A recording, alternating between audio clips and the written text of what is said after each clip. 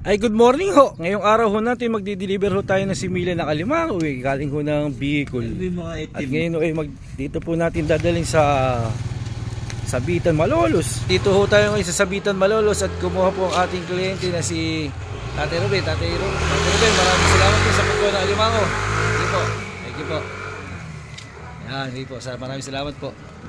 Pagkagaling ko nga ako sa Sabitan, Malolos, ako nga po yung nagdiretso na sa Sitio Bubog, San Isidro Dos Pombong. Rin na nga ho, dala-dala ko na yung pizza pie Similya nga pala ito ng alimango. Malapit na nga ako sa Kuboy, nakasarado yung pinto Buti na lang andito si Ninong. Pagpasok nga ho namin sa Kuboy, agad namin itong binuksan dala namin similya Ganito lang po yung size na hinuhulog ng karamihan sa ngayon. Ang tawag nga ho dito ilangaw-langaw. Ayun nga ho si Bossing at nakatitig sa similya Bago nga ho ihulog itong alimango nagtimpla muna ng kape si Bossing.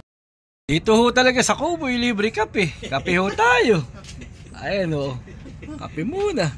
Pagkatapos nga ho namin magkape, hinulog na nga ni Kapredi yung alimango doon sa gitna nakalagay pa nga sa garong tingnan nyo At ito naman po yung sugpo na hinulog namin noong nakaraan. Ito rin ho sa kay Kapredi. Panahon nga ho pala ngayon ng paghuhulog ng mga similya na sugpo at alimango at bangus. Kasi nga ho alat na rin po yung tubig sa ilog. At tamang-tama po, ang panahon ng labas ng alimango yun ay bulik. Ayan na nga po at hinuhulog na namin ni Kapredi yung sugpo dito sa may garong Direkta na nga ho pala namin yung paghuhulog ng similya na sugpo dito sa may garong Match naman po yung tubig na galing sa hatchery at saka po dito sa paghuhulugan kaya pwede na pong irekta. Malamig naman po yung panahon kaya tamang-tama lang Hindi naman din kainitan. Sana lang marami kaming mabuhay dito sa mga hinulog naming similya na to. Nga po't nakatapos na kami maghulog ng similya dito sa Bubog Maraming salamat to Kaprede.